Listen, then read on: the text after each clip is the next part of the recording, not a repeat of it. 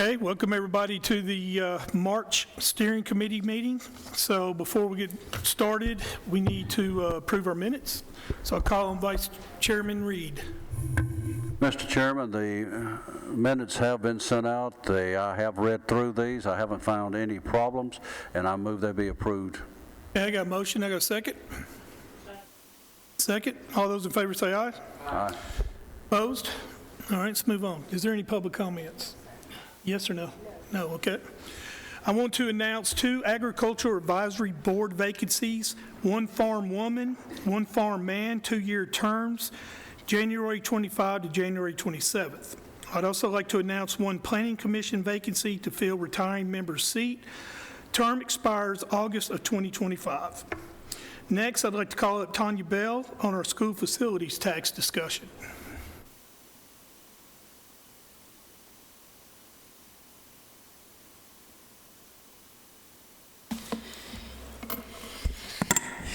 Ooh.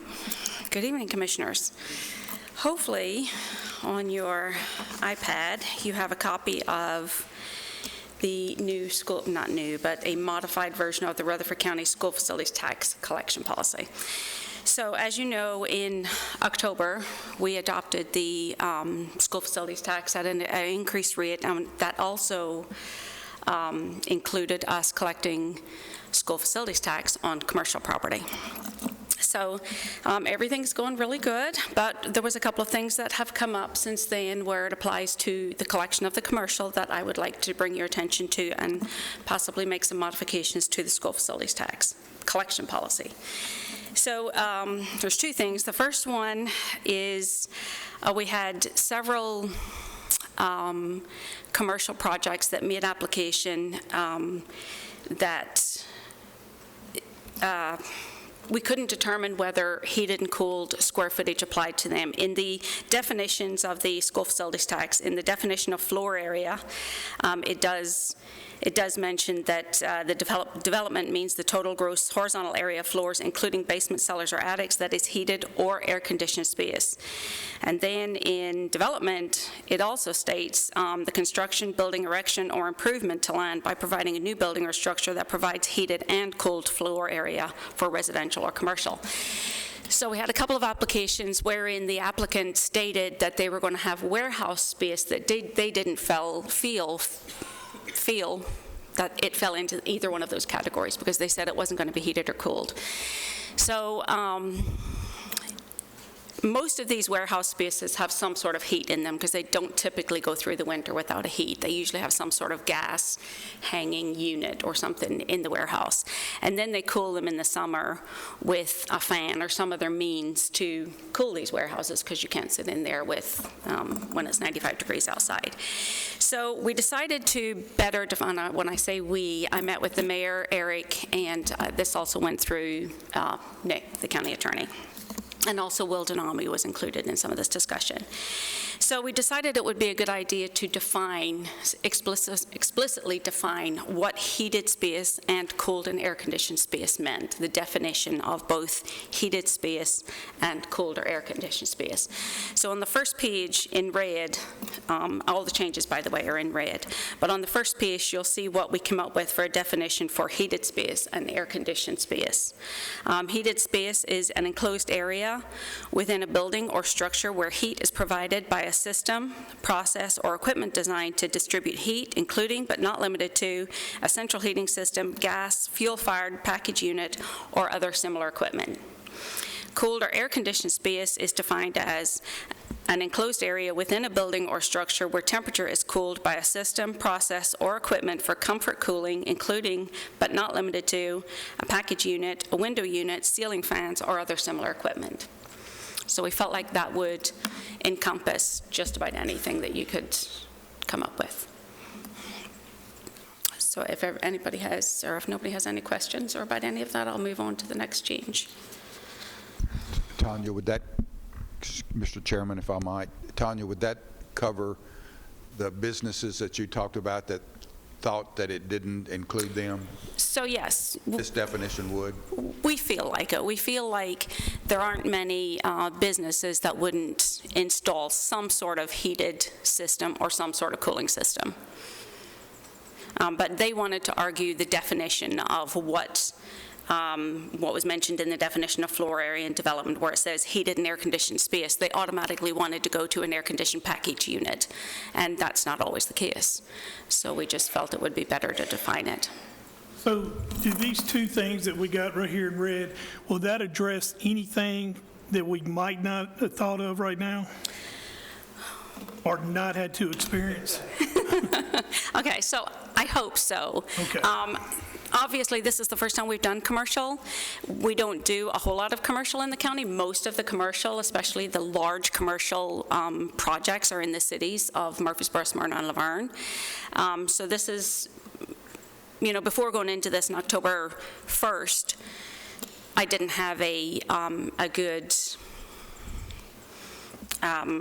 idea of, what this would encompass and what it wouldn't. So really, until we got into it, I really didn't know. I hope that the changes that we've made here will include everything, but you never know. You never know that 6 months down the road I won't come across a project where they ask a question and I'm like, I don't know. I'll have to look into that. Mr. Chair, I had a Yes. question. Tanya, let me play devil's advocate because I'm pretty good at playing devil's advocate. In my line of work, we do heavy manufacturing, and it is in a plant that is dirty, unheated, and uncooled. And it's a large square foot facility. And let's just say 80% of that square footage is equipment and robotics, and it's never heated, never cooled, but 20% of the square footage will be where people are actually there pushing buttons. And some of those are warmed in the summer by just a simple, we call a salamander. You pull the little heating device around and you put it in your station and you stay warm that way. I see a loophole here where a commercial development person could say, well, yeah, but I'm only heating this little square of my giant square. It's where my people are. How you gonna fight that battle when that comes up? Well, so the law is what it is. The definitions are in there. The law only applies to, it specifically says that the law only applies to heated and cooled floor area under development. Development is defined, and that's not my definition. That comes straight out of the law. Floor area is also defined as heated or air-conditioned space. So if somebody comes to me and it's genuinely not heated and cooled, we review the plans. We ask for a copy of the plans. So we look to see what they're doing. We also rely on the inspectors in each of the city jurisdictions to take it through the final, because the payment obviously isn't due until the project is complete. So at that point, we'll get a better idea of what exactly is going in there. Has it been wired for heated or air conditioning systems? And we'll get a better idea of it. So if they genuinely are not heating and cooling a space, it doesn't apply. Thank you. We'll do our best to confirm one way or another. Tanya, what if they've got big air circulating fans? That's included in air-conditioned space. That's why we put this definition in here. The definition does include ceiling fans or other similar equipment. If it moves air and regulates temperature, air temperature, and this isn't a definition that I came out with. We got this from the Webster Dictionary. Mike, would that cover something like you just talked about? Yeah, if they've got ceiling fans in there, if they're wired and they've installed large ceiling fans, we would include that as maintaining a temperature inside that facility. I can't 100% guarantee that we've got this covered, but we're trying. That's what this is for.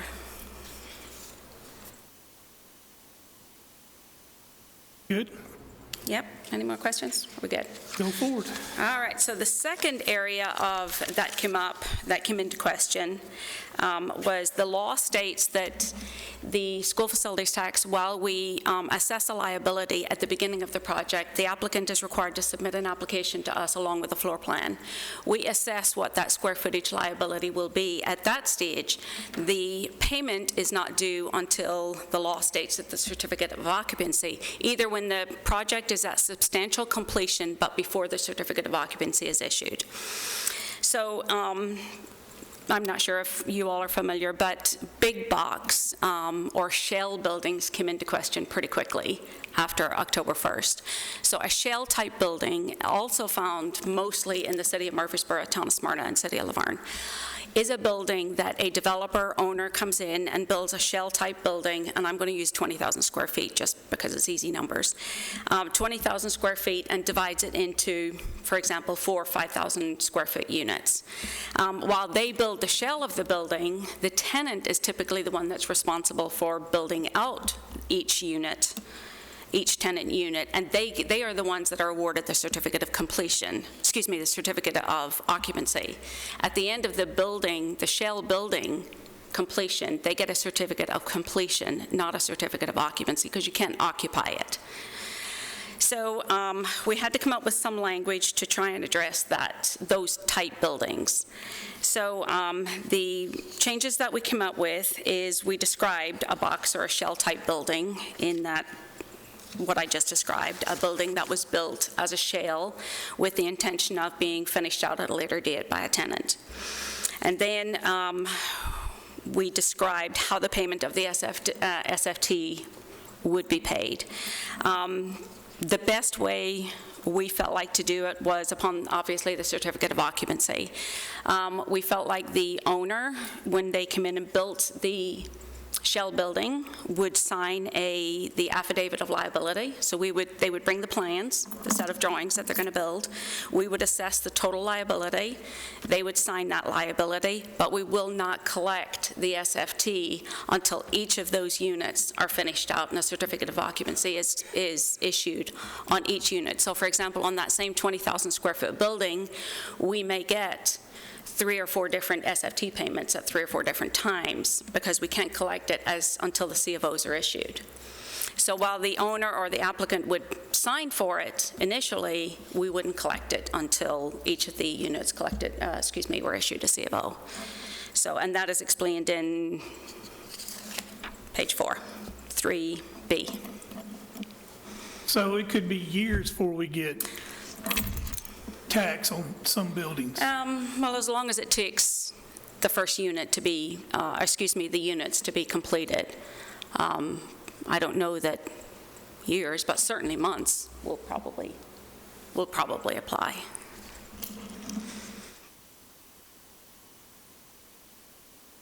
Okay. Proceed. And that was it. That's the only 2 changes.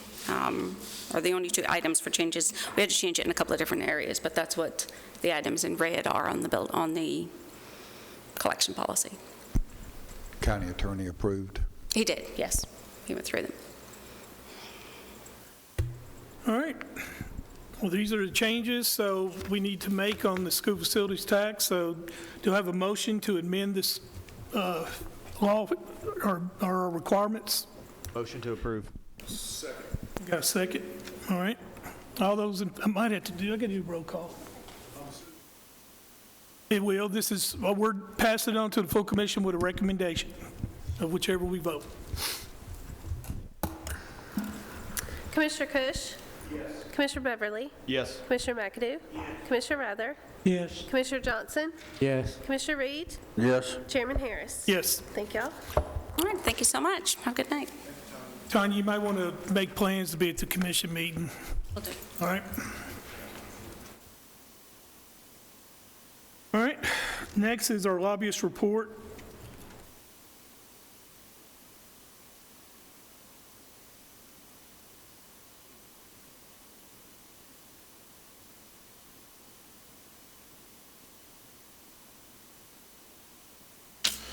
Good evening.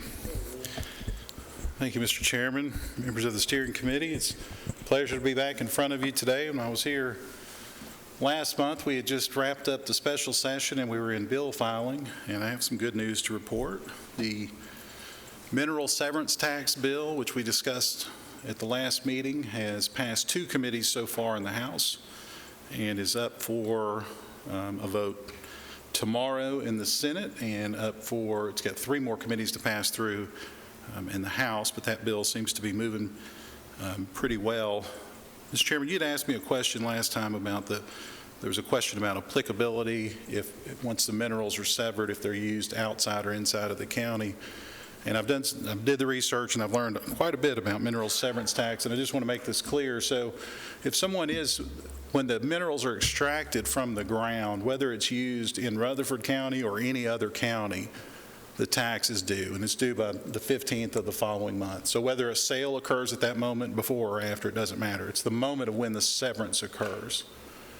So I just wanted to follow up on that. The other two bills, the real estate transfer tax, which is a much larger bill in terms of financial impact, is still gaining support. We had co-sponsors sign on today. We're a few weeks away from that being on notice. We're still going through the refinement, looking at the details. It looks like it's probably around $145 million recurring statewide, about $9 million to Rutherford County, with parameters on how that money can be spent, can't be used for salaries and benefits, can be used for projects, half of them being roads, the other half being just capital projects. And then the last component is the excess lottery revenues. And I can tell you there's some concern percolating about how lottery revenues are coming in. And I don't expect to see this moving forward after the sports wagering money was put in place at $25 a head, which obviously will help Rutherford County significantly. But I expect they want to get some more data and see what's happening with lottery sales to really watch and be able to forecast with those lottery excess revenues. So with that, Mr. Chairman, I'll take any questions. I got a question. So we had a surplus of $2 billion a couple years ago, or was it pre-COVID? And now I'm hearing that we're going to have a deficit. Is that correct? Deficit? I'm hearing that the money that we had, we don't have a surplus anymore. Is that correct? The reason I'm asking you this question is because if we get the real estate transfer fee, it's going to have to be, it's got to be funded.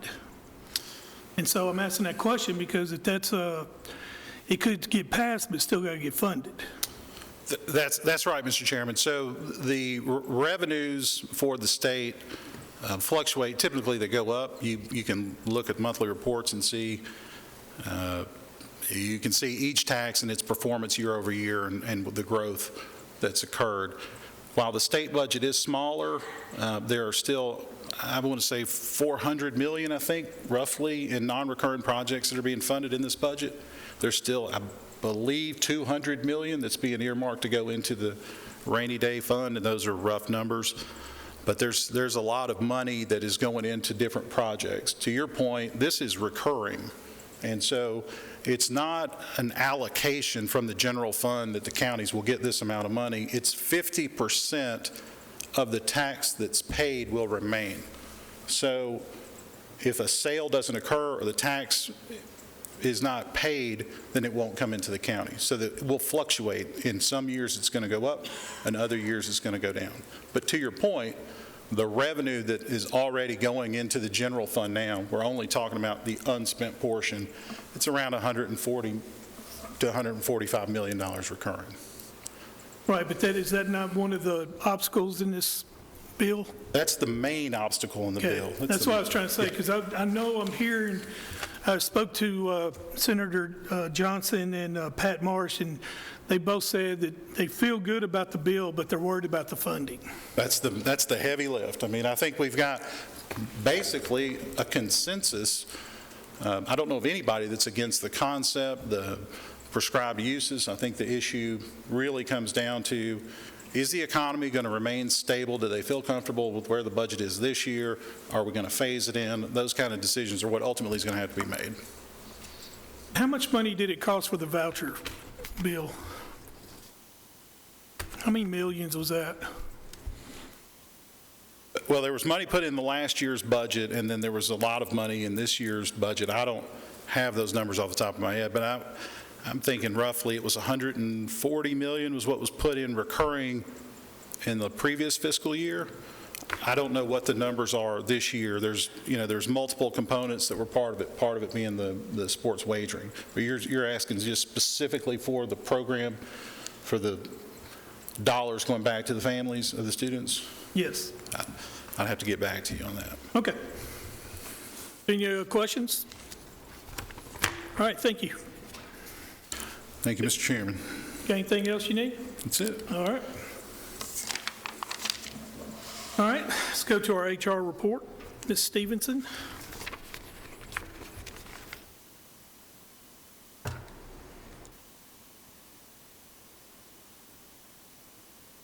Good evening. So everything should be on your iPad. The first thing that we'll talk about is the snapshot. And this is just, as we talked about in the last meeting, I'm bringing you January's numbers because the meetings are always so early in the month that we don't always have that prior month's numbers. Like the 28th was just Friday, so we didn't have all the numbers for that. So the January numbers for ADA, we had 4 different instances. Primarily, it was for interpreters for the court setting. Personnel changes, we had 20 different changes. The primarily thing for that was promotions. We had 15 promotions out of the 20, and then we had some reemployment with TCRS, the 120-day reemployment. Audits, the only audit we've conducted so far is the ADA audit.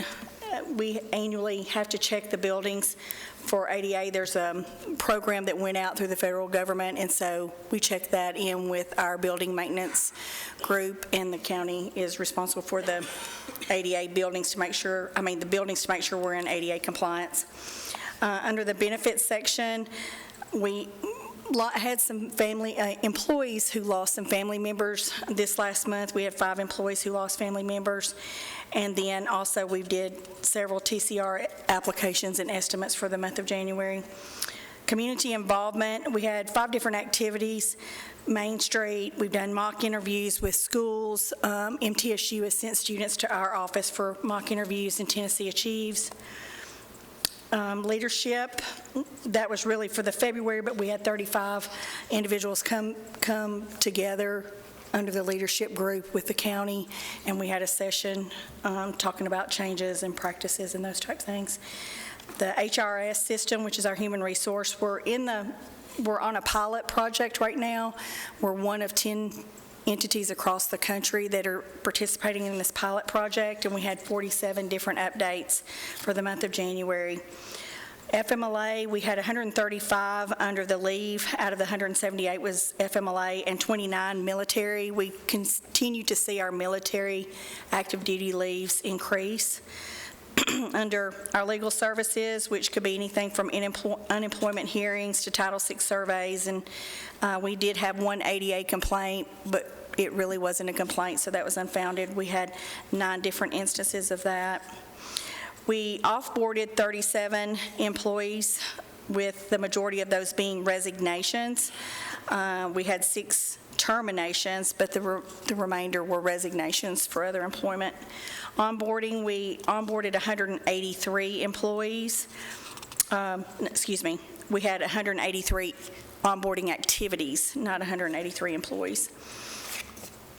Policy changes, there were 17 different policies, and some of these that we brought forth, and y'all may remember, like the ones for domestic violence, on-call, some SOP, done some updates to the drug-free workplace. Promotional activities, we have 15 different promotions. These are outside entities that want to offer benefits to our employees, and so we had 15 different opportunities in January. Recruitment, we received 1,045 applications in the county for the month of January that were referred on.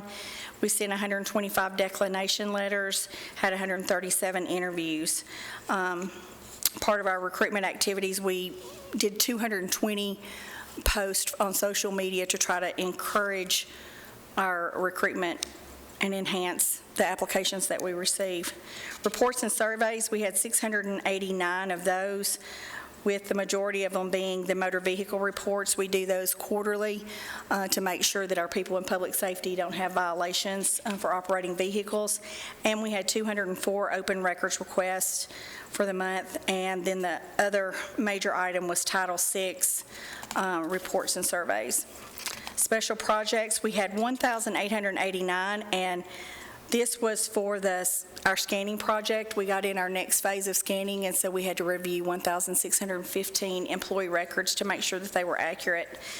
We also, for the pay increase that took place in the 1st of January, there were 242 separate activities for that for our part-time employees. Evaluation and testing, we had 133 of those activities. The biggest thing was our public health and safety. With fire and rescue, we have to do the Barry Brady physicals for our fire, and we tested a new program. This year, we actually brought out an organization that they come in like a big semi-trailer, and it has 5 stations, and we did all of our firefighters that were the first half in 2 days. We did them all through their physicals, and so it went really well. So we're looking to continue that. It was on-site, on location for them, which made it better for them, not having to come somewhere else. Title VI, we found 187 interpreters for the court setting, so with our primary language still being Spanish and Arabic. Under training, we had 196 training activities, our annual training, and then also some other department training. And so that concludes the HR snapshot report. Are there any questions related to that? Okay. Next thing will be the job postings. This is just in here for your review at your leisure. But these were the positions that were posted as of January 31st, 2025. Tells you which positions were posted, how many applications we received, and how many people were hired from the applications that we received in January. And as of January 31st, 12 out of the 608 applications, we hired 12 individuals out of 608 applicants. The next will be the vacancies. This is as of this morning, and throughout the day we continue to get new hires, and so we had 5 more new hires that were not reflected in here. This just tells you what positions have vacancies and what the name of the position is and how long it's been vacant, so that just gives you an idea for that. Are there any questions about those items? Okay. The next thing is, we talked about it once before, but we did an update to Nick, myself, Eric Hennessy, Ed Elam, and his safety coordinator. We made a transition for our post-accident testing. For years, it's been that the insurance and risk management would do the post-accident for OJI, and then the HR department would be the all other accidents, which kind of always seemed a little odd to me because we're not responsible for safety. And so all of us met and talked about it, and we have moved all the accidents testing under Ed's department. So that will be under Susan and Jane, under the safety and risk management aspect. And so as a result of that, we had to update our drug-free workplace policy. And the only items that we updated, one was it had been omitted, and it was my fault. For the prohibited levels, I didn't put what the concentrations were, which was the nanograms per milliliters. So that just nanograms per milliliters was added to each of those concentrations. And then the other part is it talks about the OSHA requirements for prohibited levels for alcohol, which is alcohol is 0.04% by weight blood alcohol concentration for non-safety sensitive and safety sensitive employees who test positive at 0.04 or greater would be terminated. Any employees who are 0.020 to 0.39 would not be allowed to return to the workplace for 24 hours post-test. They'd have to be relieved. And those are CDL standards by the Federal DOT requirements. So that was updated. The other item in the policy that was updated was that the OSHA log changes, and it was no longer OSHA 200 log, and so we removed the 200 just to leave it as the OSHA log, so whenever they put that out, the departments will know and it'll be in compliance. And then the very last item change was all post-accident testing will use the panels following the DOT drug and alcohol testing regulations, so that puts everything under post-accident being the same. And this is something that I'm sure I'll probably need a vote on if I had to guess, so that this can go to the full commission for those changes. Okay, Commissioners, you heard what she said. Is there a motion to send this to the full commission? Got a motion? Is there a second? Second. All right. And then the final thing that we... Hold on. Oh, sorry. All right. Got a motion and a second. No, all those in favor say aye. Aye. Opposed? Okay, go ahead. I'm sorry, got ahead of the game there. The last thing on the agenda is our, every 2 years, we go over our open records policy, and we had talked about this once before, but Nick and I had not had the opportunity to review it. I did send this after he and I reviewed the policy and added some language and cleaned up some of the language that was in there. I did send it to the Open Records Council for their approval, just to make sure that we are in compliance with what their law states. And I haven't heard back from them, but I'm bringing it forth, to you tonight with the changes that we recommended.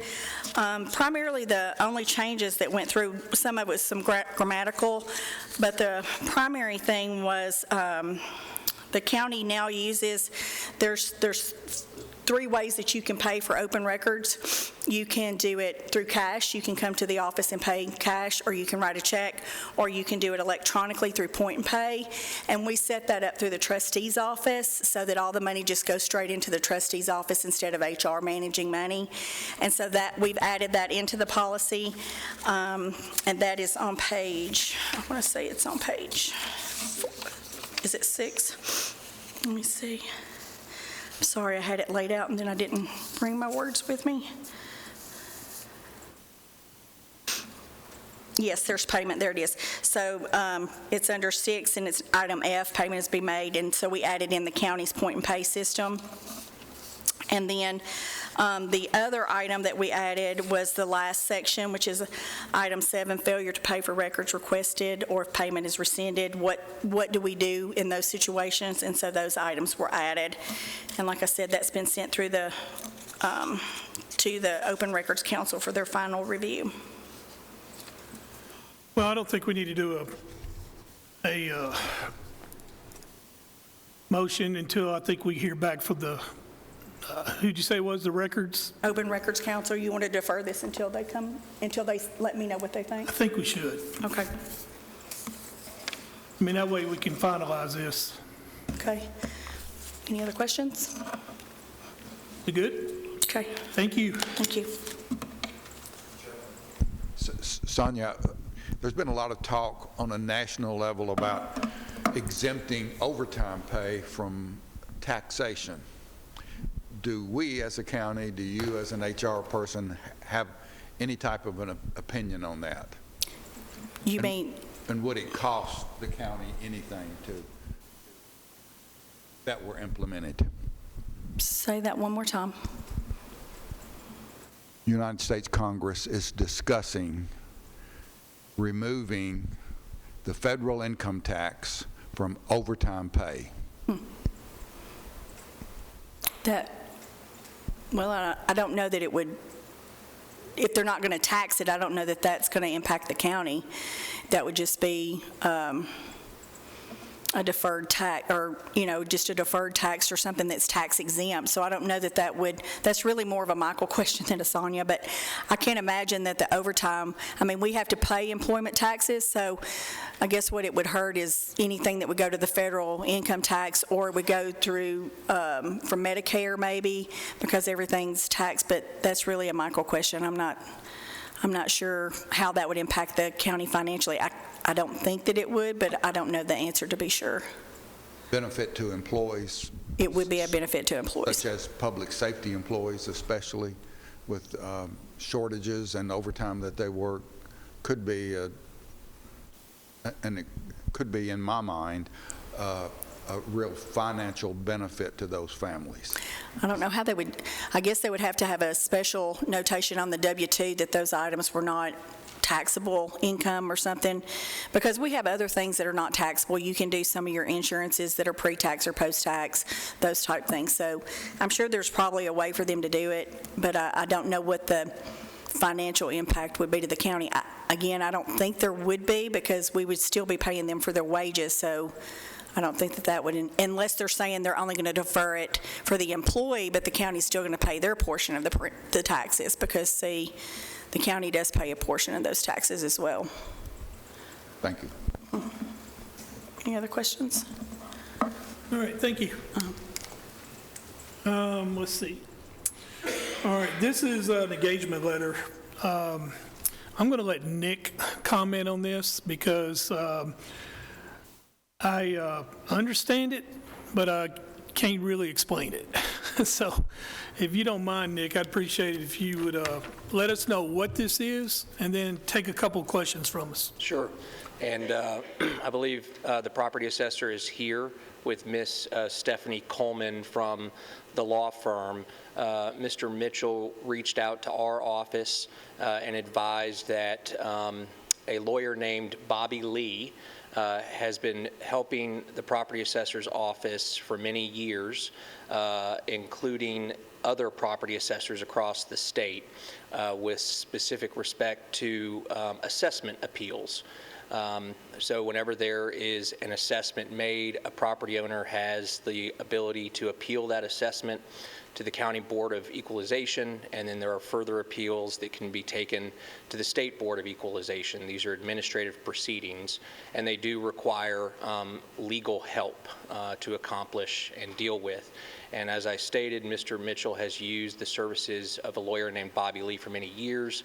Unfortunately, Mr. Lee passed away recently, and so Mr. Mitchell had solicited this law firm to replace those services, to assist with those appeals. It's a very necessary thing that the county needs.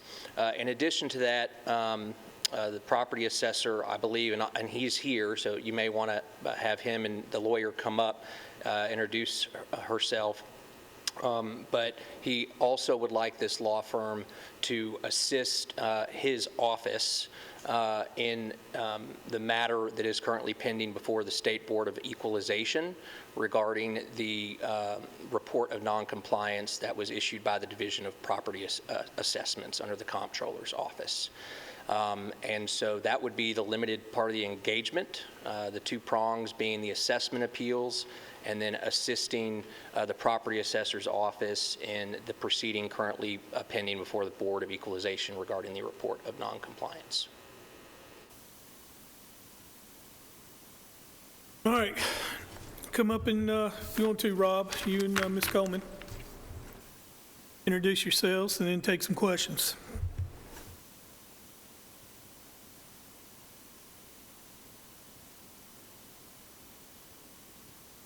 I'm Rob Mitchell, the assessor, and this is Stephanie Coleman. Take any questions you have. Okay, so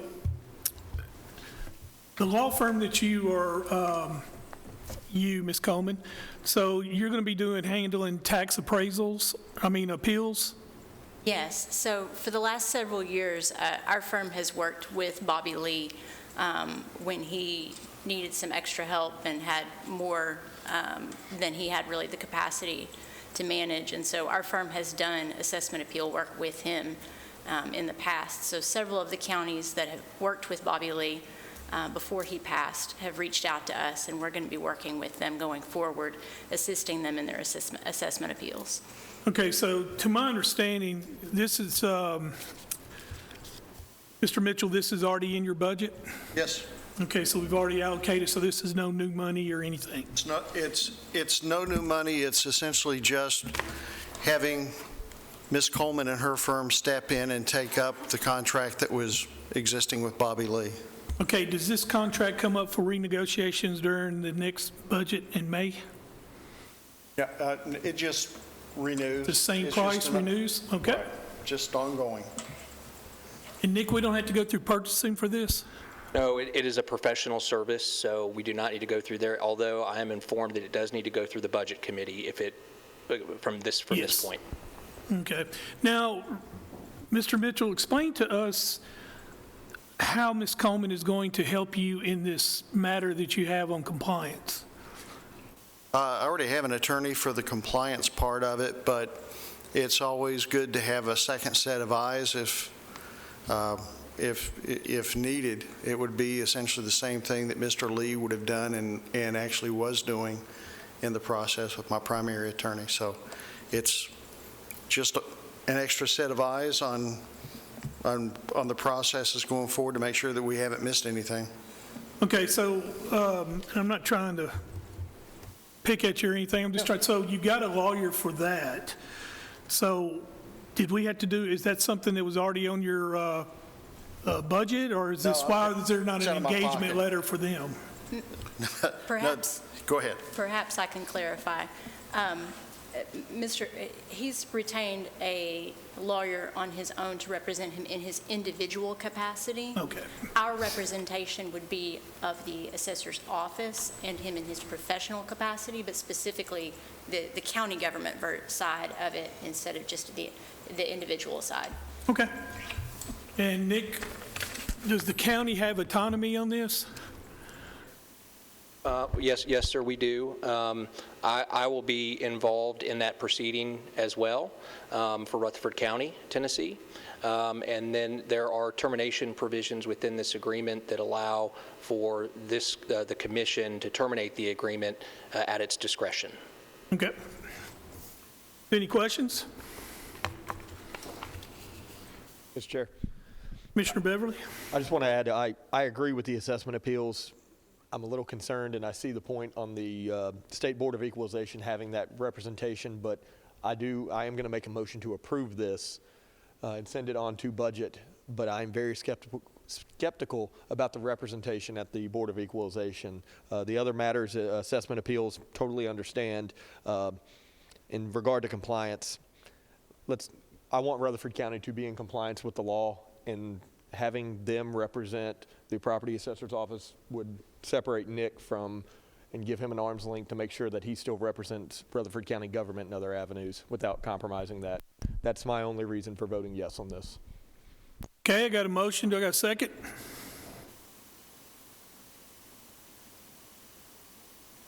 Mr. Johnson, second. It's roll call. It's dealing with money. Commissioner Cush? Commissioner Beverly? Yes. Commissioner McAdoo? Commissioner Rather? Yes. Commissioner Johnson? Yes. Commissioner Reed? Yes. Chairman Harris? Yes. All right, anything else? Just Nick, we'll have to go back before budget again, even though the money's in the budget already and it's not a new allocation? I've consulted with the finance director, and this needs to go through budget as well. Okay. Thank you.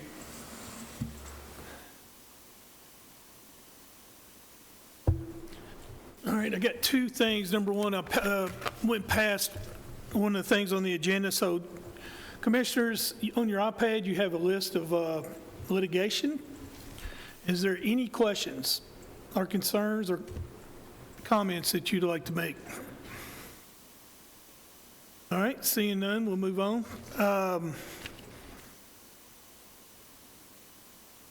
Commissioners' paid travel discussion. Now, this was brought up by Chairman Phillips. He would like to discuss, as y'all know, Commissioner Ramel went to Washington, D.C., and some people will agree with that, some didn't. So I don't think anybody disagreed with him going there. They just want to make sure we had parameters.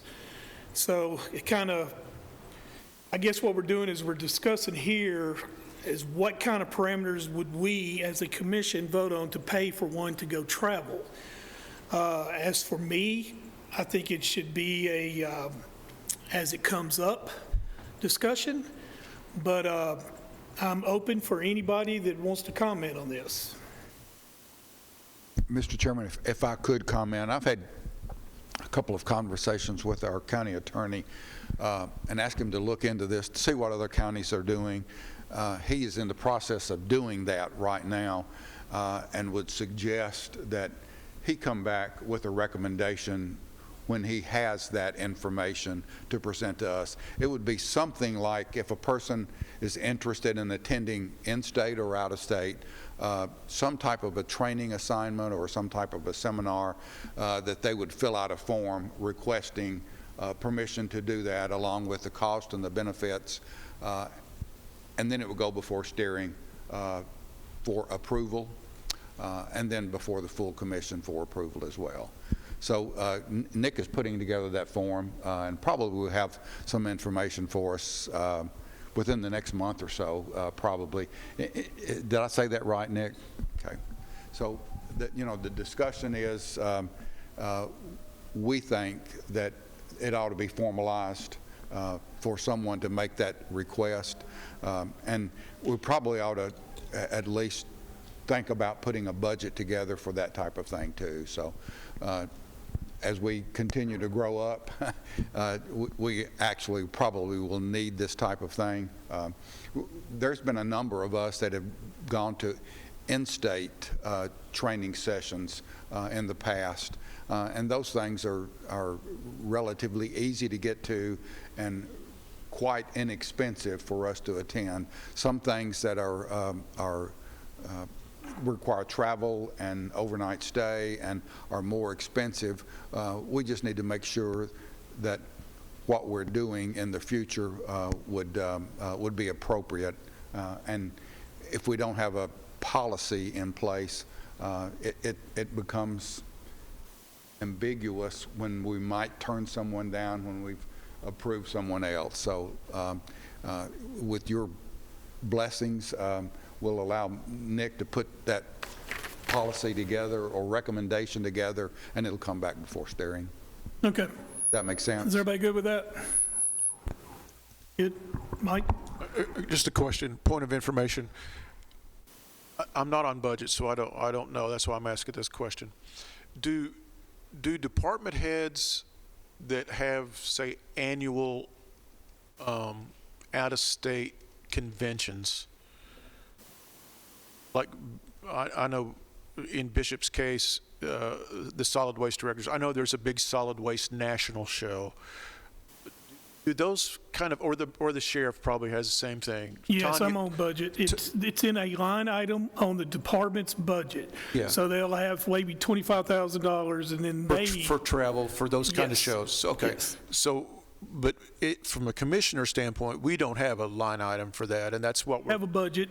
So yes, we do actually have a line item. So that would have to be included on the budget line item. Okay. Which would be travel and expenses. So we don't have that right now. So this would be a new item. Yes. That we then would fill out a form and request. So if the chairman of Public Works wanted to attend a giant equipment show with Bishop or a solid waste national show with Bishop, they could fill out a requisition. We would vote up or down. Yes. And we would have money set aside. It would go through budget, and then it would have to go through the full commission. Got it. Thank you. Thank you. Any other questions?